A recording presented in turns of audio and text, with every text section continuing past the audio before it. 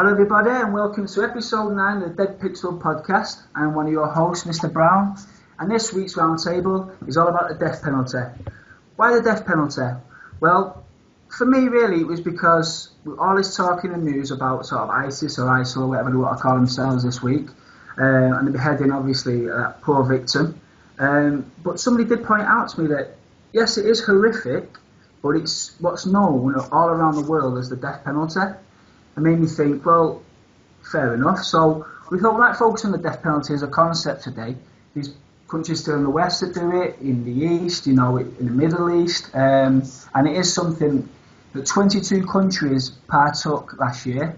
The top one being China, and the top country in the West, probably no surprise, being the US. So as ever, I'm joined by a multitude of talented co-hosts. This week joining me is Mr. Orange. How are you, Mr. Orange? Hiya, good to be here. Yeah, I'm good. How are you? I'm good, thank you. Mr. Pink, how are you this evening? Hello there, yeah, I'm back. I'm in the room. You ready for an uplifting podcast on the death penalty? It's going to be in it. Well, which way you cut it, it's going to be just sunshine and lollipops. And as ever, Mr. White, how are you this evening? I'm good, like an Englishman in New York. Very nice. Thank you, guys. Thank you. Okay, guys, so the death penalty. I suppose I want to start with our initial thoughts on this one. Mr. Orange, initial thoughts on the death penalty. I know it's probably not something you think about a lot, but it has been the news. Alan Henning has been tragically beheaded by ISIS. It's kind of a little bit hypocritical, I think, that sort of in the West it's considered, oh, that's barbaric and whatnot, but beheading is actually a traditional death sentence in the Middle East. Other nations, they electrocute, firing squads, lethal injections. So, initial thoughts on the death penalty, mate? On the death penalty, well, I'd separate it from what happened to Alan Henning because I don't think it was really a death penalty on him. He was just basically a subject in the wrong place. He wasn't targeted because of anything he'd done, so it wasn't like a sentence for a crime. But the thing is, the point I'm getting at is the actual beheading, as barbaric as it may seem to us, beheading is the traditional death penalty in the Middle East. So, I don't think there's, to be honest, I don't think there's much difference between a lethal injection and beheading. It's just one comes across a lot more violent. What's the difference between shooting someone from a distance and not seeing them to, being right there and, using a knife in the most violent fashion? The results are the same. Yeah. So I can see that. So what's your personal thoughts on the death penalty then? Is it something you've ever contemplated or, as something for society's bad guys? I understand that there's always people who do deserve to die, but I think actually dishing it out you have to. It's a big responsibility to take life into your own hands, and the main issue with me would be the fact that you won't always be correct. You won't always get the right person. Any judicial system's flawed, so. In essence, you will have people who are, pay their life for a mistake. Okay. Mr. White, you got any thoughts on the death penalty, mate? Any initial thoughts as a concept of punishment? Mr. White? Oh, sorry. I was thinking. Hey guys, my initial thoughts basically, I'm actually in the middle between this. First of all, I'm thinking that there is no need to help guys. For example, if we got a mass murderer or a serial killer who proved to be a serial killer, that the evidence are untouchable, not just somebody thinks he was there and that kind of stuff. Well, somebody that really proved that he killed and his action was brutal and unreasonable doubt, yeah. Then I don't think we should hold him in our prison for life and pay taxes, to sustain him, to support him, so he can have 4 times dinner, four meals a day and everything. So I presume the best thing would be just to get him sentenced and and basically killed. But the thing is, I got another side of it. For example, I'm also a strong believer that, for example, killing a person is actually easy for a murderer. It's an easy way to get out as well. For example, in Russia, I heard there is a prison called Matroskaya Tishina, which means it's like sailor silent. It's on the island somewhere in the North Sea, and literally they're locked up in a single small, really compact cells where there's always moisture and everything. So they are for life in there. This is the most horrible thing I can imagine, being in four walls, and being limited what you can do, and just literally live there till you die, and basically in despair without a chance to get out. Well, you say that's a better thing. I think that's a more punishable thing than it's a lifetime of mental torture. Yeah, a lifetime of physical and mental torture. Because basically, this is a much harder for a person to say.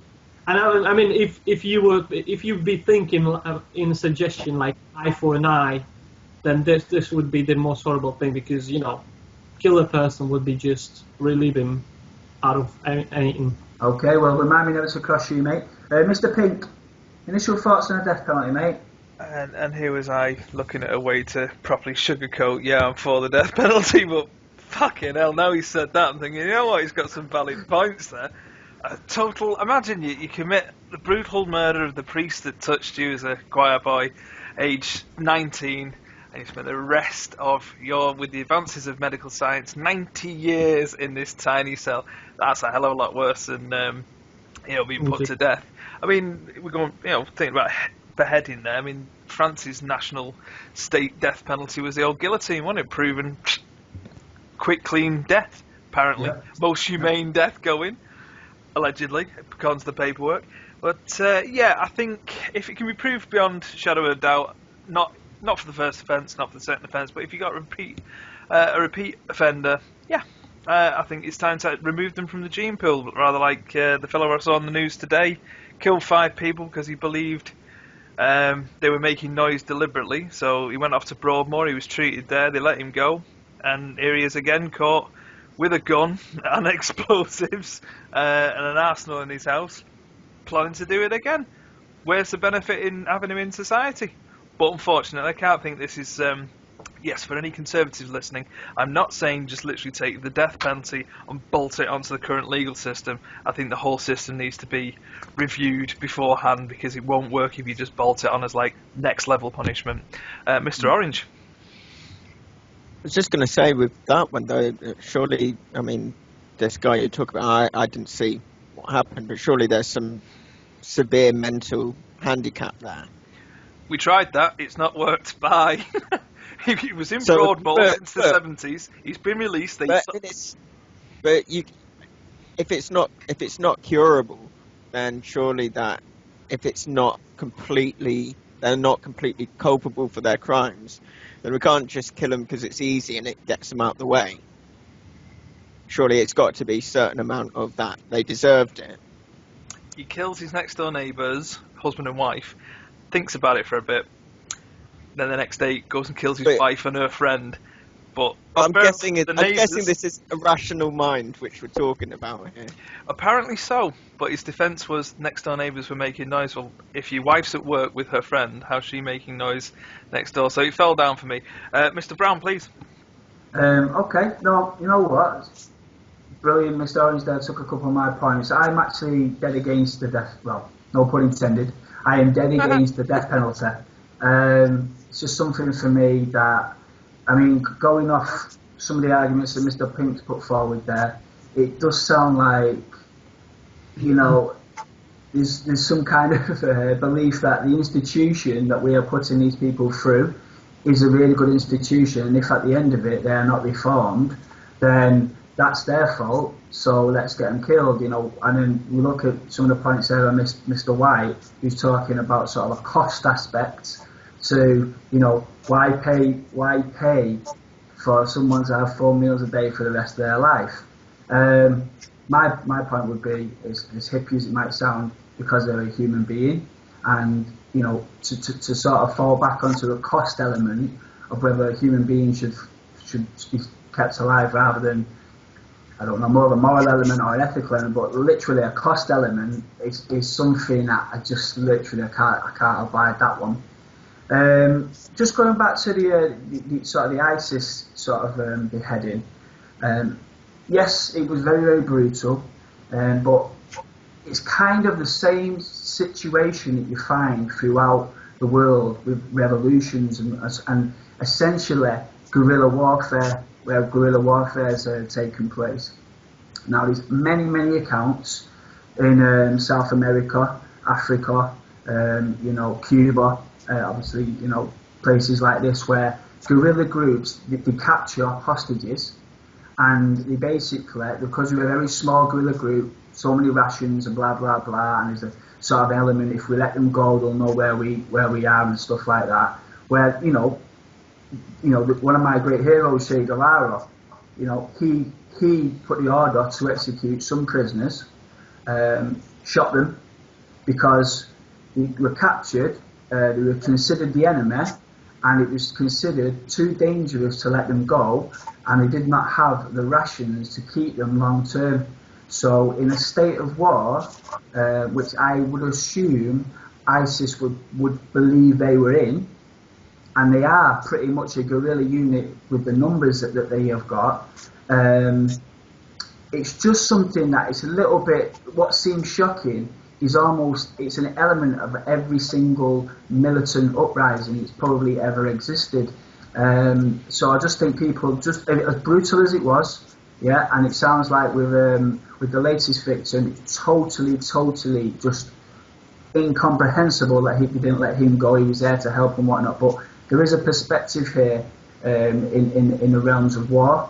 But going back to the death penalty, for me personally, just for out of interest for the listeners and people that might not know this, the top 5 countries that administer the death penalty, we've got China, which I think is pretty fair enough considering the size of them. If they've got the death penalty, they're obviously going to have the higher numbers. Then there's some sort of guys that you would assume, Iran, Iraq, Saudi Arabia. Iran and Saudi Arabia behead people, death penalty. Saudi Arabia have beheaded 50 people this year, and yet there's absolutely nothing said about that in the Western media, because they buy our weapons and we buy their oil. Okay, they're an ally. All right. Then it's the US who are 5th. So the US are the 5th biggest users of the death penalty, and yet they are probably the 1st biggest condemners of it, if it happens anywhere around the world. Just find that quite interesting. And also a couple of things in regards to like the humane methods. Has anybody got an opinion about which they would consider to be a humane, death penalty? I mean, I know Mr. Pink brought up the guillotine. Mr. White? Well, I think the easiest would be shot in the back of the head. So what about the most humane though? We're talking about most humane here. Yeah, you mean the most humanitarian? You mean like less painful? The most humane for that person. So the least painful, the least traumatic. The least painful. I really strong. I mean, the science is saying that basically, electric chair doesn't. You don't feel anything. But I'm afraid. What I've seen, it looks like they do. And it takes quite a few seconds. Guillotine, which they beheading you in a snap, you actually still, your brain active for the next 10 seconds or maybe 15 until your brain doesn't have enough oxygen and it dies. Yeah. So going back, so you were one of the guys that basically said that, in certain circumstances, the death penalty should be administered, in your opinion. So is anyone there that you would, so you're saying they're basically a firing squad. The firing squad is the most humane in your opinion? as far as I understand, yeah, it's a quick death, and you basically don't feel anything. At Okay. least what I've seen seen a lot of footage from Second World War, ISIS when they killing people in the back of the head. It looks people don't feel anything. It just body falls down on the floor and it dies even before it can feel anything. Okay, Mr. Orange. How about drugs, painkiller drugs, and lethal injection? Lethal injection. I think traditionally most people think that one's the most humane. Yeah. What about you, Mr. Pink? I'd still go with the guillotine. The guillotine. You bring it back. I'm bringing it back, baby. It's Once you've bought the damn thing, then you're not. How much does it cost to run an electric chair? I mean, I've just paid my N-Power bill. That's a lot of electricity. That's not very cost effective. Firing squad, you've got how many men? 6 men plus some guy to tell them when to fire. How much the bullet? Even the Germans worked out bullets are quite costly. So the one I'm going to go for is guillotine. That'll be right across my justice system once we take over. Mr. Orange. Surely, how many people are you planning to kill that you're worrying about the cost of electricity? Let's just say we won't be having any late library books. Okay, well, just for people's knowledge again, Britain's most humane method was actually hanging, and this was quite interesting to me. The last hanging was in 1964, but it wasn't actually officially banned. It's basically like it will never happen again till 1998, which was a bit of a shock to me. So yeah, and another thing as well, like in regards to the humane method, somewhere like the US, where you think there might be sort of a uniform, understanding of what is the most humane method of corporal punishment. They actually have electrocution, lethal injection, and surprisingly as well, firing squad. So they've not even decided in their own country after all these years which one's And the gas chamber. humane. Yeah, and the gas. Yes, and the gas thing. You're right. So they've not even decided in their own country which is the most humane, which I find kind of strange, Mr. Pink. 2 of their states also allow you to pick. So if they allow you to pick, they must have access to all of these options. So at some point, those particular states have bought one of each, let's say, or have the capacity to use each one of these that they give you. But just going back to Mr. White's point there. In America, they do seem to have this long, drawn-out appeal system, multiple appeals, and they change things and then appeal again. So, I mean, you're not actually saving any money by putting these people to death, because it can be 20 years on death row. You still have to, feed them, board them, keep them warm, do the laundry and stuff like that. So, again, you can't really use a cost-effective kind of argument to justify it. Well, if the reason you think you can't use the cost-effective example because it's not cost-effective, well, humanity, take a bow there. I'm just saying, as an argument, it doesn't stand up morally. Totally It doesn't. As a civilized society, you can't really wheel that one out, and also it doesn't work in practice. So that's right out. And as you were saying before, you can't really turn around and say to people, "Oh, excuse me, what you're doing is very barbaric." When A, as we saw last week, your allies are using the exact same method, and B, you can't make your mind up whether you're for it, against it, and which method you're going to use. Yeah, and the thing is as well, so just taking my point about guerrilla warfare. So, for example, let's take Cuba. Yeah, guerrilla warfare. If Fidel Castro and Che Guevara had lost that war, then what would have happened is the winners, would have highlighted those executions that had no core and was all to do with sort of, everything that I stated before. They would have highlighted that as crime against humanity. Yeah, much like what we're saying about ISIS. Yeah. However, because Cuba won that war, the rest is, as they say, is history. Fidel Castro's revered, Che Guevara's revered, and these things are brought up as sort of a procurement of the times. War brings out these things, and you just have to accept these things, Mr. Pink. And also, if Che Guevara and Fidel Castro had lost, the state would have put them out there in front of either TV or in public, killed them, and they would have dressed that up as saving the public from this imminent threat from these rebellious people that want to, ruin the status quo. Exactly, yeah. It seems to just be a tool of the state to do with as they wish. And as for the British one, yeah, fair enough, we didn't get rid of it till 1989, but the guy that used 1998. Sorry, 1998, I don't know where I got Yeah. that one from. But the guy that used to do it retired in 64. So was it we didn't have the ability, or did we actually grow a conscience? There's a debate in itself. Anyway. Yeah. Well, actually, there's quite an interesting point there, because a lot of there's been a hell of a lot of examples of executioners that once they start to go over a certain amount of executions that they've done, no matter what it is, lethal injection, whatever it is, yeah, they actually suffer almost to the man a nervous and physical breakdown, and some of them have committed suicide. Now, the ones that have actually had breakdowns, it's kind of said, like, what happened, and he's just gone, 1 minute, I was just doing my job, and Killing the next people. minute, I am having, like, horrific nightmares about people that I've executed, or, Yeah. in the case of the lethal injection, all they're doing is pressing a button. And yet, just listen, something where you're just literally going beep, beep, beep, that still takes its toll on the mind psychologically. Yeah. Mr. White? Yeah, but they, what I can say, they see the person actually passing away, his last breath. 1 second they were talking to him, the other second they bang and they gone. And they gone because you pressed the button, even though not you, the one who gave them the sentence and the death penalty, still you're the one that's responsible, Mr. Orange. Did you not get them to press the button? Well, yeah, obviously. So instead of having a red button that says death, have a green one that says release. Trick them every time. Brilliant. Fantastic. I think No, we solved how about we give them 2 buttons? One say let free, and the other one, execute. And basically they need to choose which one, basically, and whichever they're gonna choose is gonna be death penalty anyway.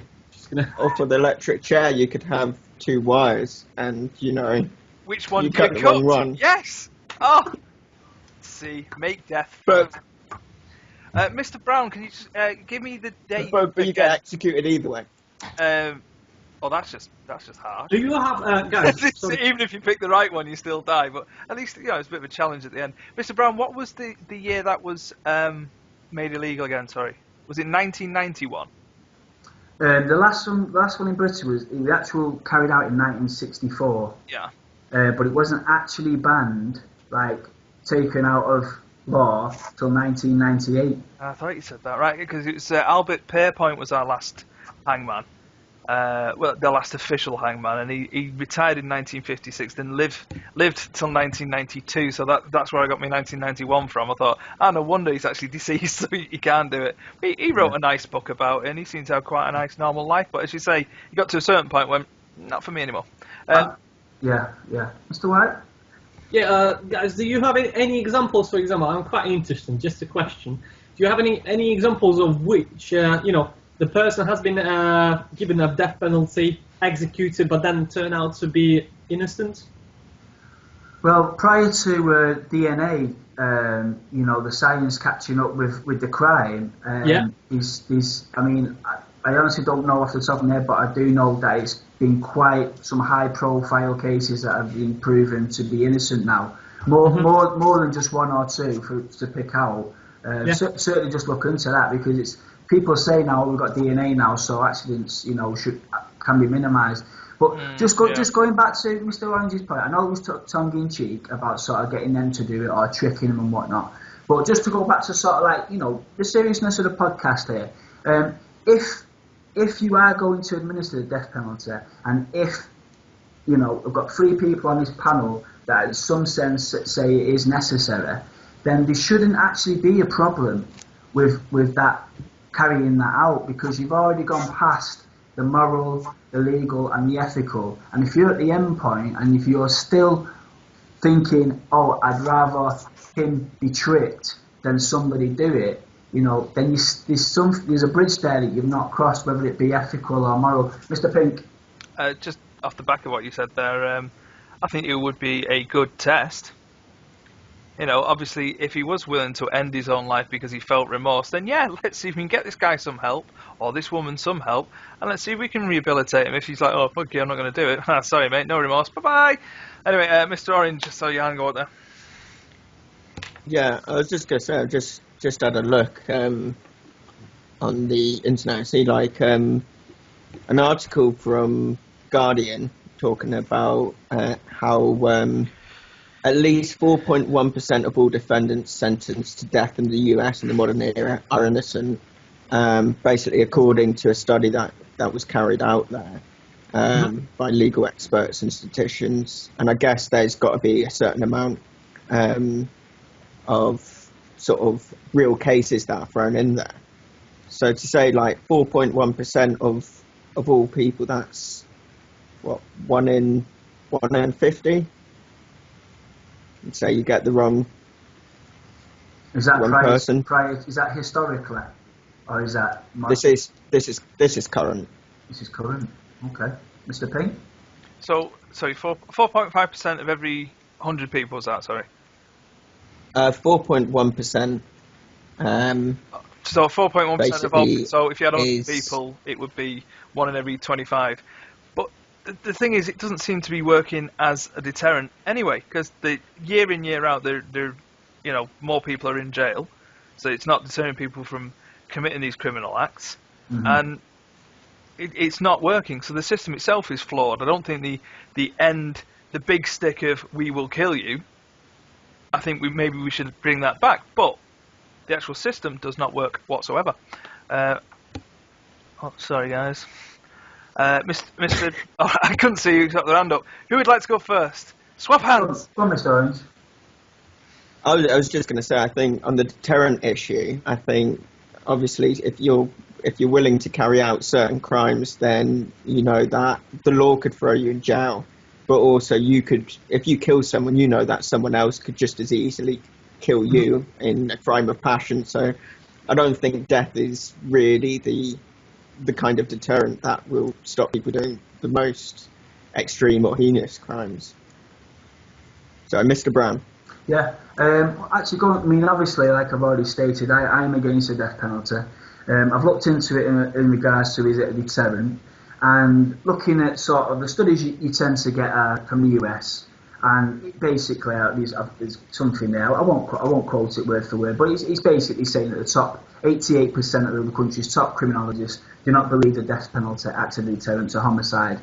But I thought about that. Now, in the US, as Mr. Pink has already stated there, the death penalty, when you commit a crime, yes, potentially there could be the death penalty, but there's also this sort of appeal courts, you could be on death row for 12 years, there's all this kind of thing, yeah. Now, I think that might be slightly different to, say, a country, for example, in China, or in the old Soviet Union, or again in the Middle East, where you don't necessarily have to be, the court doesn't have to be convinced 110% that you did the crime, and also the bar is a lot lower than in the West, let's say, for crimes that carry the death sentence. I mean, in China, for example, you can get a death sentence for fraud, this type of thing. Now, I think it's not really a case of whether the death penalty is a deterrent, it's whether that country, in my opinion, is in a totalitarian nature. Now, if the government is giving out death penalties willy-nilly for the most sort of basic crimes, yeah, I think that actually could be a deterrent. But I think the downside of that is you've got this cowed, weak society that is constantly in fear of its government. Whereas in the West, you might commit a crime, and yes, you might get a death penalty, but it's a massive might. I mean, even in the US, they don't execute that many people a year compared to how many people are killed. So I'm sure, I don't know if it's a case there of is it a deterrent? Well, no, it's not. If you might get away with it, or you might be sat and having appeals for 12 years. But yes, it might be a deterrent if you go through the kangaroo court, and whether you did it or not is not really, you will be killed within, there's no appeal system and this type of thing. So I think there's a slight moving of the goalpost there with some of these studies. you know, and it's unfair to say the death penalty in itself is a deterrent. I think you've got to look at the society that it's within. But what do you guys think of that? Is that something that makes any sense as a deterrent, Mr. Pink? I was just desperately searching there because I was absolutely, in my mind, I was absolutely certain that I could have thrown out, well, Norway's got the death penalty, and what with Hans Breivik there. Unfortunately, no, it was abolished in 1979, but I liked the way that they took the time to try and find out with him whether you're going to stand trial as a person who is insane or sane, but also they looked into the repercussions of which each trial would have and the after effects of that. Unfortunately, the death penalty, as they actually quote here, is not on the table. So I was hoping to say, well, it is a fair and just system, but no, I think what you were saying with regard to you get a bit of a cowed society. If this is the ultimate death penalty is the ultimate punishment. If you're doing it just for stealing a loaf of bread, then it's not a great punishment, is it? So the actual system has to work before you use your measure of last resort. And also, I mean, it couldn't be done for like a first-time offender. But I think we need a restructuring of how the criminal justice system is put together. Also, what is a crime, and what could be done to rehabilitate these people? Because some of these people are forced into it by just having no other recourse. Mr. Brown. Yeah. Okay. So you just touched on there now. You're talking. It seems to me that the panel here, apart from myself, seems to think that at some point justification, mass millers, mass millers. Masked murderers, yes. I'm guessing. No one will be stealing that bread. Yeah, the usual suspects, paedophiles, and all these types of people, usually like the extreme of society, and these are the people that have to be killed. Just to go back to sort of a traditional sense of where the death penalty comes into, it is an idea of good and evil. It's a concept in this world that's got an idea of a concept of good and evil. Yeah, so it's a religious construct really of how to deal with the worst in society. Now, I don't know at this point. I know one person on the panel, but I don't know about the other three, but the other two. But is anybody here associates this with any sort of religious aspects of their lives, or any religious part of how they feel? I mean, is this concept of good and evil realistic, Mr. Orange? I'd say certainly it's going to be, I mean, I'm atheist, possibly agnostic, but I get the concept of, well, if you kill someone, and even if you do that through, the idea of a death penalty, if you as a society, vote that in, or agree with it, then in effect I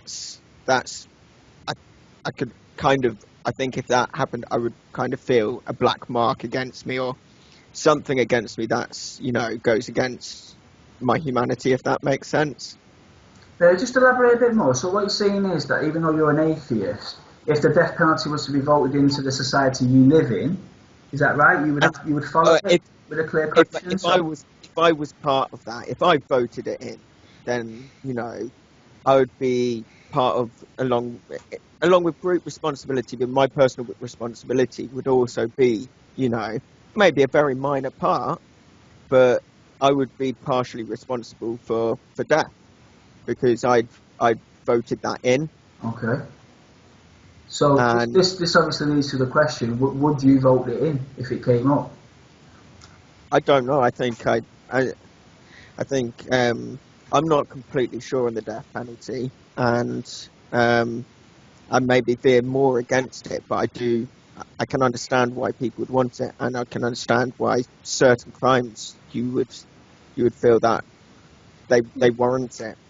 But whether I'd be myself happy to take the responsibility for putting it through, I'm not completely sure. Okay, Mr. White? Yeah, I mean, as a society, we basically need to decide ourselves how, whether we're ready to take that decision in our hands and basically just execute the person. What I'm saying, it's really easy to understand the person, for example, who lost the family and sitting in the courtroom. Well, just going back to the point, Mr. White, we're talking about the history of the death penalty is really a religious construct in regards to the concepts of good and evil. So where do you stand in the concepts of good and evil, and does it have any influence in how you're saying the death penalty should be allowed in society? Does the concepts of good and evil exist in your life? Is that something you think about and think, yes, there is evil in the world, and the best way to get rid of evil is the death penalty, that kind of thing? Well, that's the thing. I mean, it's really a hard question because first of all, we put in these people in a situation when they're ready to commit a crime. When they basically, for example, usually the murderers are coming from the poorest families. So that will give me an example that if you're basically if you are in a more hard situation than than the others, you are ready to commit crime. More likely you're going to commit crime than if you had wealthy life and you wouldn't bother about those things. That's my personal opinion, Mr. Orange. But I think you wouldn't sentence someone to death for stealing, would you? No, in a civilized culture anyway, you wouldn't. Let me get a bit deeper. Sorry about that. It's probably it probably didn't make much sense. What I'm trying to say, you are grown up in a poor family. Obviously, you're probably going to be spending time with the kids from the same background that doesn't reach as much, and basically, sure. Having a bad company and having a bad friends, all influence you to make you another move. To basically make the wrong decision. So it's kind of saying you're a product of your environment. Yeah. Yeah, the thing, for me personally, that would be more of a sociological, economic issue. But my own take on the whole concept of sort of good and evil, I think is a really good idea, a philosophical idea by Friedrich Nietzsche, who I'm sure you would have heard of. And what he's saying is, he's got a very famous quote, but I think it's totally taken out of context, and it is, God is dead. Yeah? That's a very famous Nietzschean quote, God is dead. However, what he was trying to get at was, for him, morality in the West is fundamentally based on Christian principles. Yeah? But in regards to the death penalty, this is a universal principle on religion around the world, no matter what religion it is. But for Nietzsche is saying, if you are saying that you're an atheist, yeah, and if you are saying effectively that God no longer exists, then you cannot really keep going back to religious concepts such as good and evil, because you've already opted out. So for me, what's I think is really interesting about it in the aspects of the death penalty, you tend to get a lot of atheist people, or people that are sort of very, very, very lazy Christians or whatever, yeah, and they kind of say, yes, the death penalty should be allowed for the most sort of heinous crimes, and without actually saying it, there seems to be this idea of evil in the world. And what Nietzsche would say is, listen, you can't have your cake and eat it, yeah? If you don't believe in God, yeah, the concepts of good and evil cannot be believed in because you've already opted out. God creates good and evil. It isn't there if you're not religious, yeah? So it's very, very important that if you are not a religious person, that you have some other idea other than the concept of someone is evil, because it's not going to wash. You have to come up with your own reasons. Now, it seems to me, might seem relevant to me, it's totally immoral and unethical, but it seems to be sort of a cost issue, like, why should we pay for them to do this? Or it seems to be an issue of, like, well, we've given them enough goals in the system that I would argue vehemently that is a total breakdown, underfunded and ridiculous system that we're putting them through from start to finish. And if they're not reformed at the end, we're basically saying, we'll give them a chance, you weren't reformed, so that's the end of that. These sort of arguments, listen, they're more relevant than the argument of evil if you're not religious. And you know, if you want to be pragmatic about these things and say, listen, society, I don't believe in evil, but society has, you know, a certain function and they fall outside of it, so goodbye, that type of thing. But you know, for me, this stuff like this mental health, you know, we do not understand the full capabilities of the mind. And until we do, I am not comfortable that somebody, just because they don't fall into the paradigm of what you want them to fall into mentally, they've got to go. You know, we're shipping them out. You know, they're gone. You know, it's just so many question marks before, you know, I don't want to sound like a hippie, but until you kill a human being, yeah? In fact, I'm going to sound like a hippie. For me, you do not kill human beings.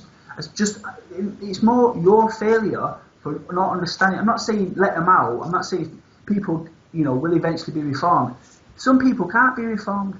And I think a civilized society keeps them away from other civilized people. But for me, it's just too easy. And not only that, if you keep them alive, you learn from them. You kill someone who's killed 50 people, molested 90, you know, children, and blah blah blah. You kill them. That information that could have helped other people in the future is gone. Bye bye. That was your chance. Off you go. Yeah, there's people that are experts in fields. Yeah, but are only 5% where we're going to be in 10, 20 years. But we need to understand humanity, and it, for me, always relates to socio-economic problems, as Mr. White has already mentioned. You know, is mental health issues. You know, in psychoanalysis, there's psychoanalysis there that say if you are abused, yeah, and you've got bad upbringing, the first 5 years of your life, you're pretty much fucked for the rest of your life.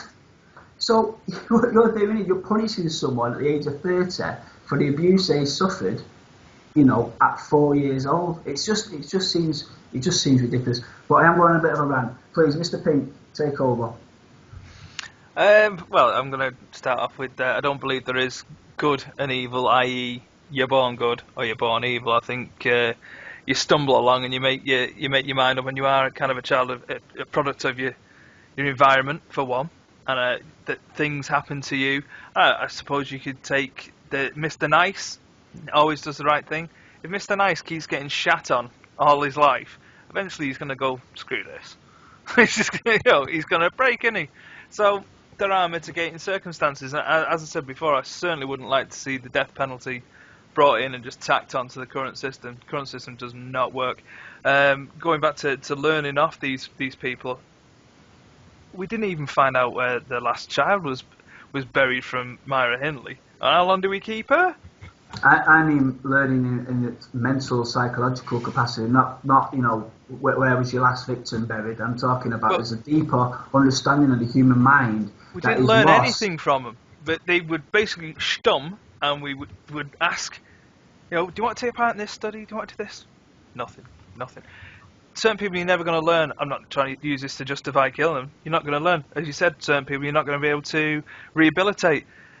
As for keeping them away from humanity, I don't know why you do that, because eventually other people are going to live wherever you're going to put them, so you end up with NIMBYs. You keep them in prison. You keep them in prison, that's what I'm talking about. There's ways, I mean, you said before about keeping these people out the gene pool. Well, that's very easy when they're in prison. You know, there's other ways of keeping people out the gene pool than killing them. Mr. White? Well, that's what I'm thinking about. For example, if you put in a killer, you must put him in a single cell, don't you? Because if you're going to put him that he can interact with the other prisoners, he eventually going to make people and manage them to lift them up to the same evil of bad. You know what I'm trying to say? So you actually put in a prison people. For example, I stole something. For example, £1,000. You know, it was a robbery or whatever. You know, maybe without that gun, but whatever. You know, you got like few years. You did a mistake, you're stupid, but you go into the prison and you meet these guys who's sitting there for the killing, and they influenced you. They change you. They breaking you down and change your mentality that you are ready to kill after you actually come out for just, for example, shoplifting or something like that, Mr. Orange. So I think I agree with you. Well. I think I agree with you on certain points. I think I agree with you that, like, you can go to prison and learn to become a criminal.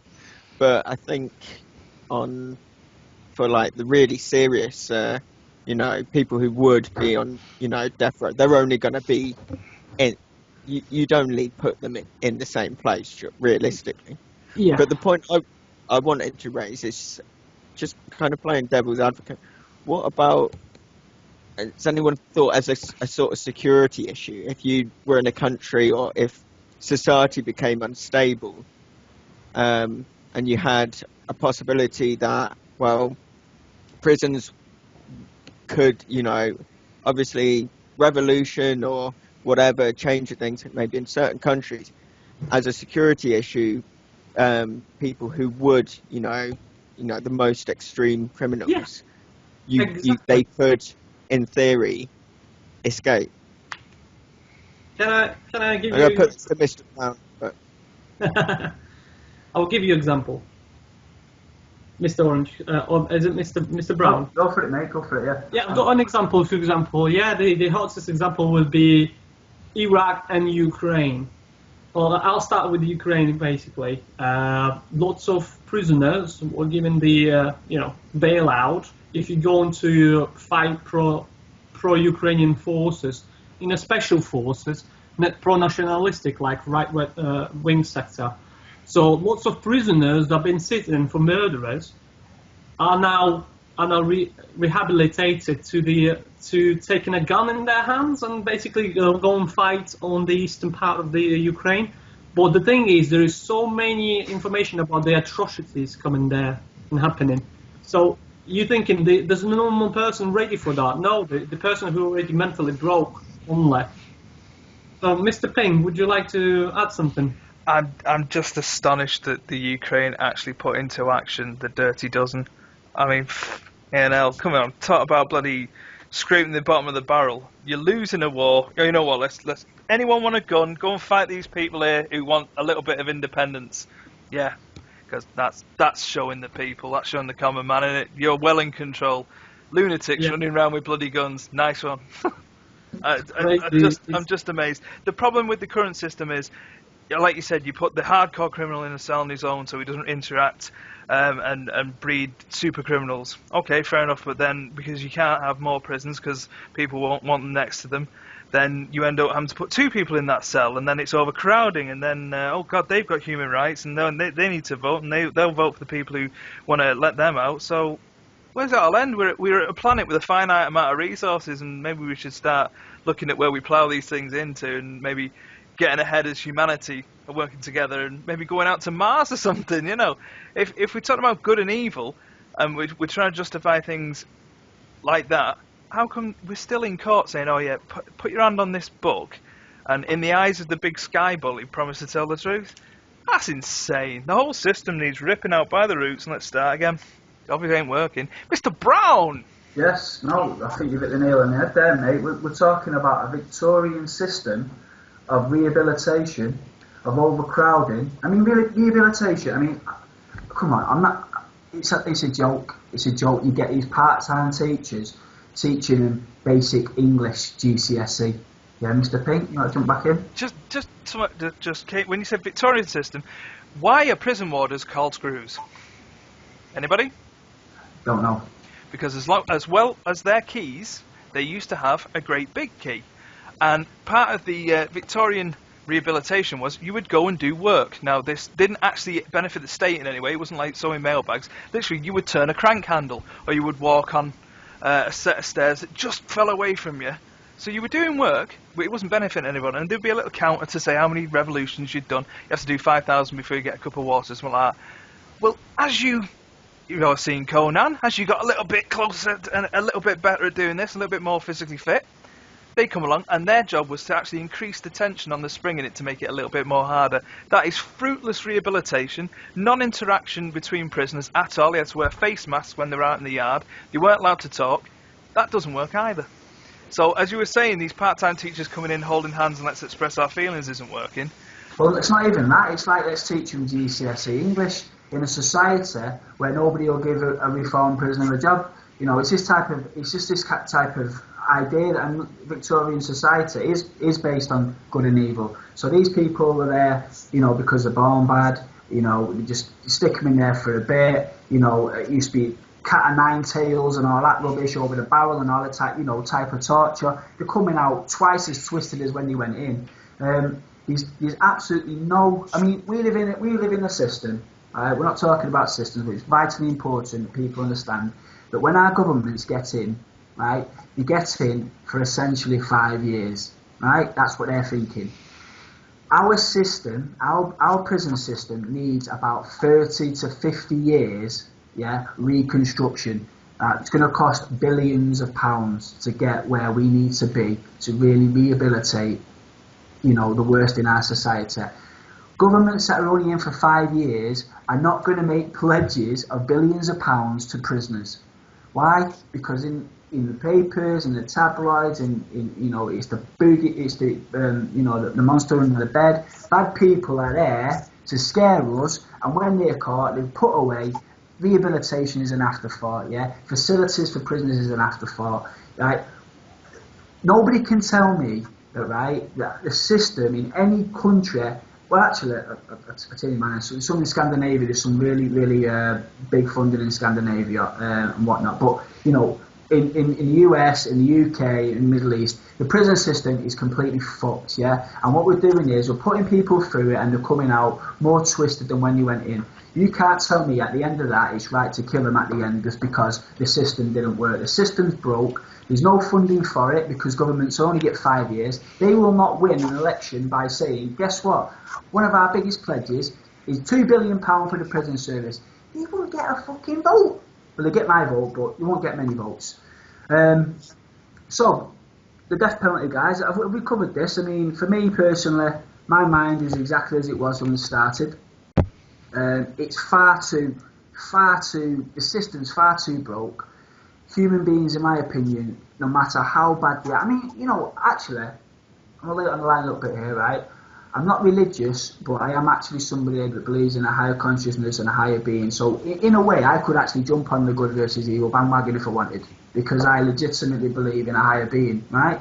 But I'm not gonna, simply because I'm also, as well as interested in spirituality, I'm also interested in psychology, psychoanalysis, sociology, these types of things. And you add all that together, and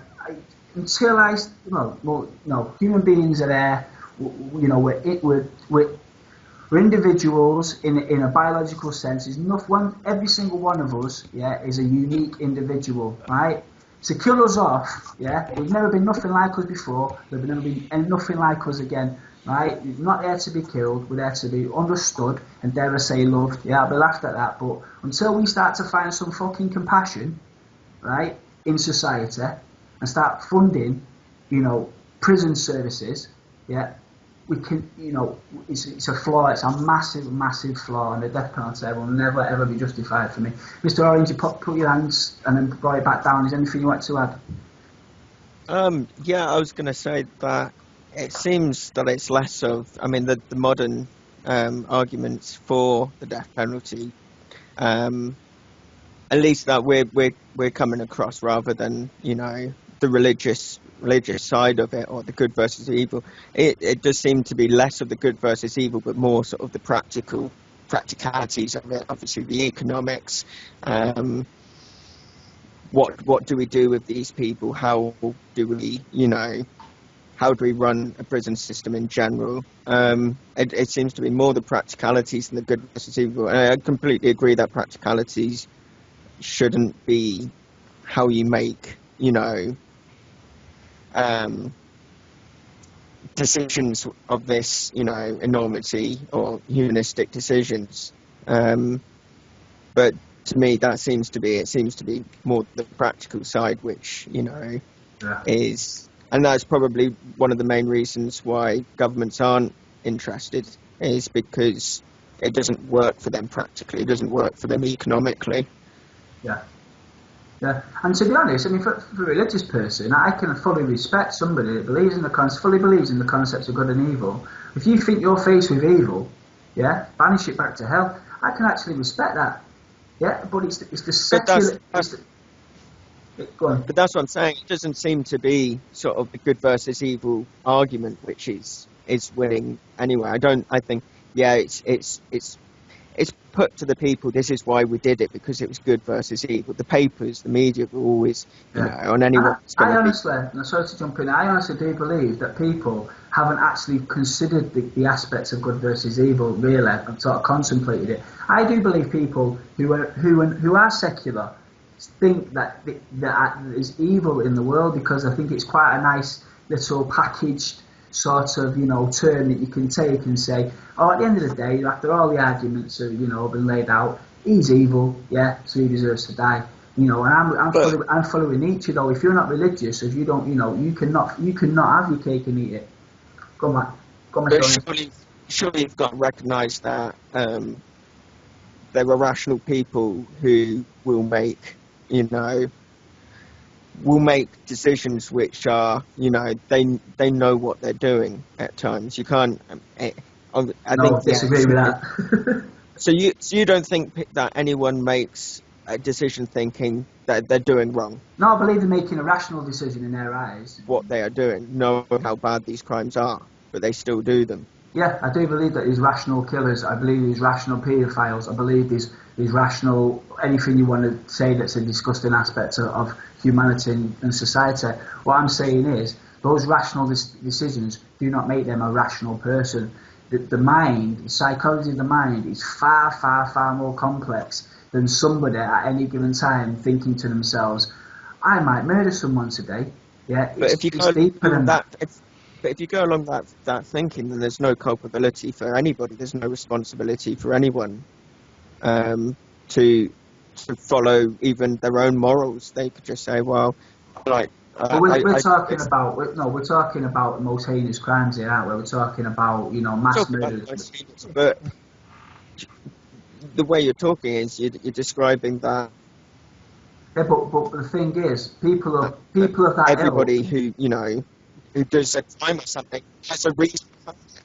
No, but what I'm saying, the people of those, like, so if I go out and steal a Mars bar from the shop, yeah, I'm not necessarily going to blame an aspect of my childhood from when I was 4 years old for me to do that, because it's too surface emotionally, you know, psychologically. But if you're going to go out and rationally murder somebody, yeah, or sexually abuse somebody, yeah, there has to be, in my opinion, a deeper reflection of your life, yeah, and your surroundings and your, you know, environment that's going to make you going to make that decision. I'm not talking about the guy that steals a Mars bar from the shop has got the same psychological problems as somebody. Of course, but surely there's people who have those, you know, they have maybe have some background which makes them more predisposed or whatever. But at the end of the day, they still made a choice, and, you know, can't be completely mitigated by their past and by their emotional. They're not completely mitigated. They're going to be put into a system of rehabilitation. That in itself, I don't know if you know anybody that's been to prison or anything like that. That is not getting away with it. Do you know what I mean? We're not talking about anybody getting away with it, because we're talking about it has to be some break in the psyche. I'm not arguing. Yeah, and that's what I'm saying. I mean, I'm not arguing for the death penalty here by any means, but I'm arguing it's like there's good and evil. Well, there is a certain morality. There is a certain amount of, you know, culpability. If you commit a heinous crime, that you have to hold your hands up and say, you know, I was wrong there. But, you know, you can't. It's just the way you're describing it. It sounds like you're saying, well, you know, we'll find out why they did it, and we'll, you know, uncover those tracks. But yeah, at the end of the day, but and then we'll give them a cat. But you're not saying that there's any, you know, there should be any punishment side to it. No, that's what I've just literally just said. You know, the culpability aspect is they go to prison. They go to prison, yeah, and they have, if needs be, a lifetime of rehabilitation, yeah. Now, if at the end of it they never ever get cured, yeah, and they live to be 150 years old, right? What I'm saying is, it was still morally and ethically right to try year on year out yeah, to rehabilitate that person than for economic or rational decisions about society to pop them off. I completely agree. It shouldn't be down to any practical things. It shouldn't be down to economics, and that's what I was saying at the start. But I just want to reiterate, is in no sense am I saying people should not be punished for their crimes. But I'm saying, we're talking about the death penalty here.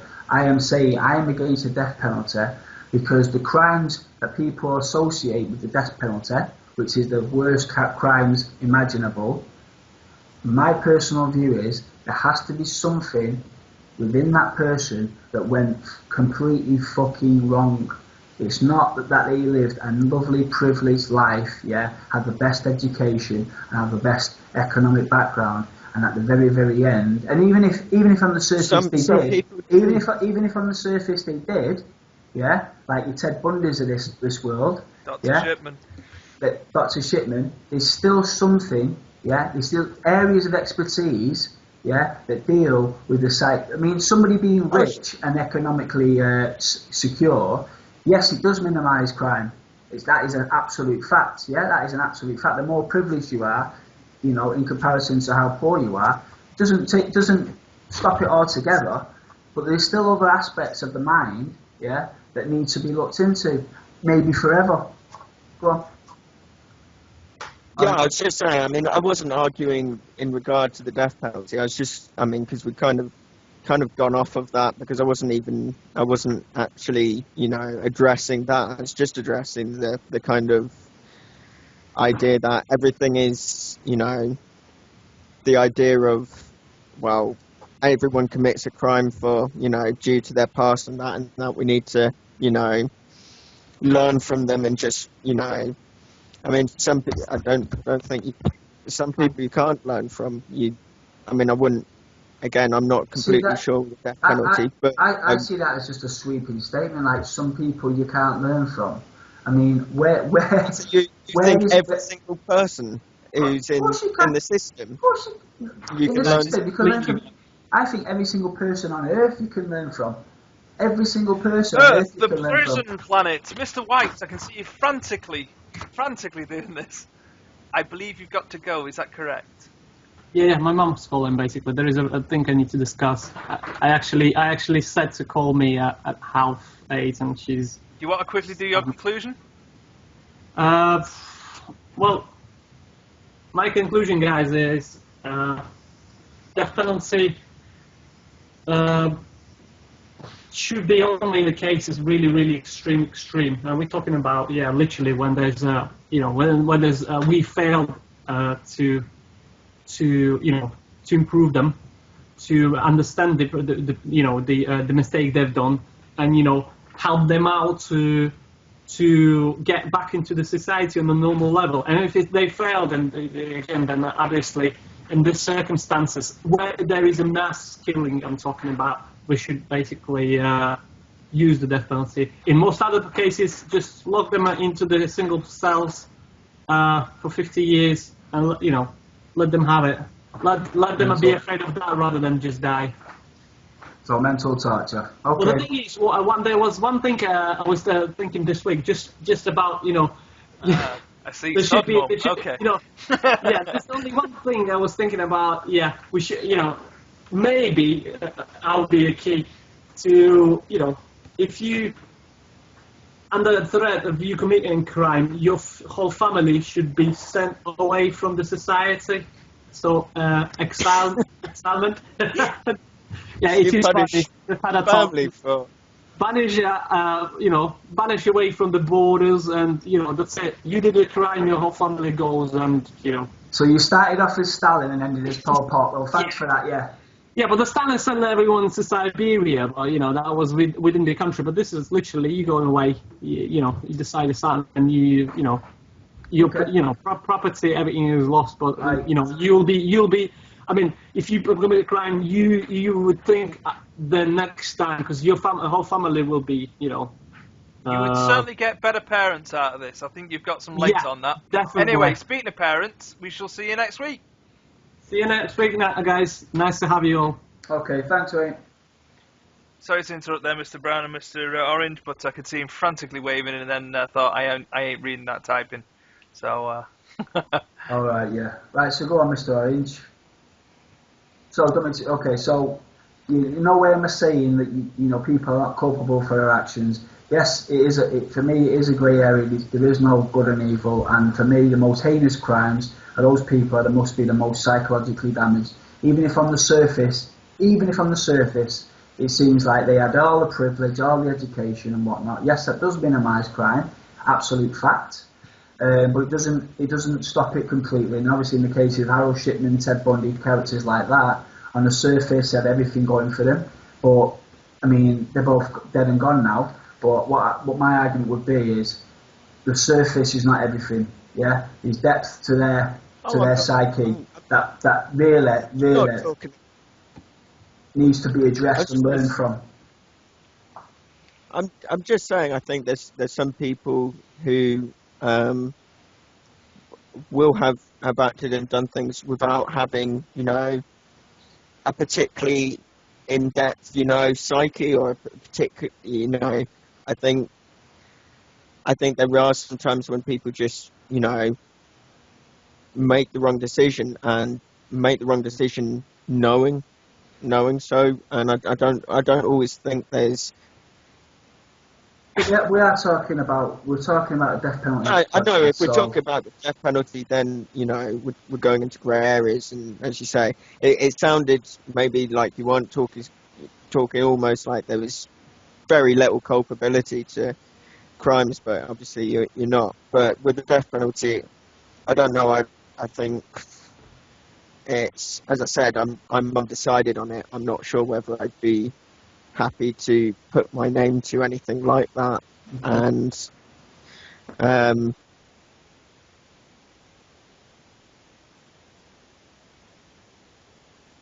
silence is golden, golden. Oh dear.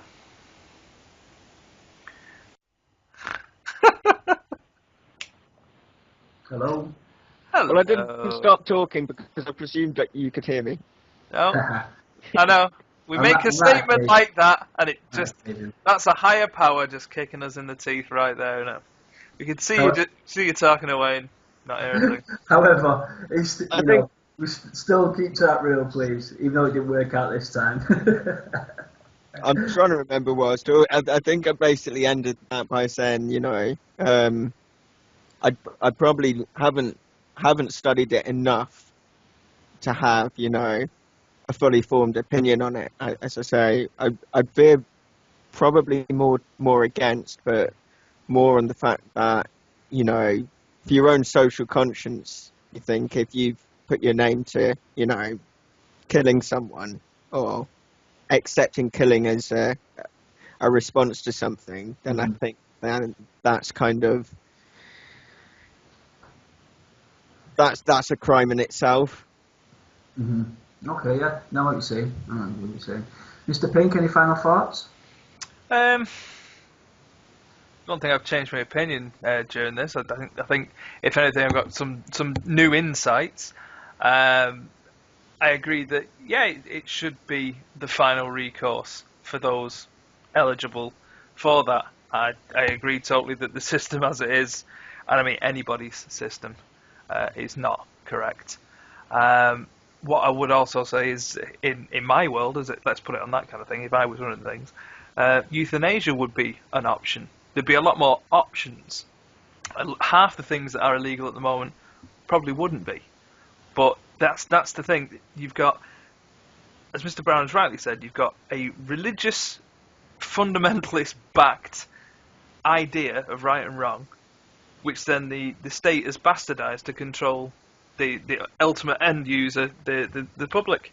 And I think until we topple that and really seriously look at it, we can't really say, yes, this is right, this is wrong, or that's good, that's evil. We've really got to look at it. From my own personal point of view, again, I think we are a finite resource here, and if someone is a waste of resources, i.e. they are just unrepairable, I know it sounds bad, but I can't think of a more eloquent way to say it, then they must be removed. But we're never going to get ahead as a species until we start making hard choices like this, stop mollycoddling each other, and actually work together. I mean, we can't, all these inner wars and stuff like that. I mean, fair enough, we're saying death penalty, oh, he killed such a body, so we should kill him. Let's stop mass killing each other and maybe get to the root of why people do this. Another thing that's kind of scary is, if you start dropping down the death penalty on shoplifters and things like that, it's the government who've got shares and some kind of link with the shops. So it's really their controlling of the resources. So then they're punishing people that are stealing off them. So it becomes a personal thing. I think... Oh, I had another point there, but it's kind of eluded me. Sorry about that, kids. Well, I'll tell you what, just while you're thinking of that one there, you know, for my sort of concluding remarks here, obviously I've done a few rants on this podcast. The death penalty is something I have thought about a lot, and it's not something I can ever justify. Saying that, I do find there's a little bit of a contradiction in my mind, as most people have in theirs, regards to like guerrilla warfare, you know, and the death penalty when it's you and your squadron or guerrilla group, you know, do we kill this person or do we all survive and further a particular cause? Now that's something that sort of bugs me a little bit, because I am against, what I'm saying is, like, in our society, death penalty is never right morally, ethically and all that, but then if I put it into sort of a war environment, like guerrilla warfare, obviously, I mean what wars and armies per se, they can function, they can have as many prisoners as they want. I'm talking about specific guerrilla warfare that tends to occur in left-wing revolutions. I'm a left-wing guy, so I'm slightly like, what would I do? You know, I would like to, you know, if it came to it, I do believe I would be able to join a guerrilla group, let's say. But then, like, you get to these sort of like questions of, right, we've got this guy, what do we do with him? We can't keep him alive because we haven't got the food and that type of thing. So there's always contradictions, even in my mind, and even though I seem to be vehemently against the death penalty. But I'm talking about society as a whole, a fully functioning society that can afford to keep prisoners. You know, even afford to rehabilitate them. Exactly. Yeah. Exactly. So slightly different there. For me, the idea of sort of making the hard decisions as well, I don't know if killing someone is a harder decision than, you know, trying to reform them for the rest of their life. On the surface, it seems like, yeah, you know, because killing is so final, so brutal, and, you know, you have to pay an executioner to come along and do the final act, but, you know, in the grand scheme of things, and it's the harder decision not to keep them alive and do your fucking level best to try and cure them in some way. Mr. Pink? I think mainly because I've been reading The Clockwork Orange there. I don't see rehabilitation as an answer, because you are basically trying to fundamentally change this person. So you're trying to take this person that, as you say, is an individual and is in this particular shape, and you're trying to force them into this mould that society and yourself deem to be correct. I don't think that's the correct action. If this person is not able to fit within your system, either remove him from the system or leave him the hell alone. But trying to put him in a system that at least keeps him away from civilized society.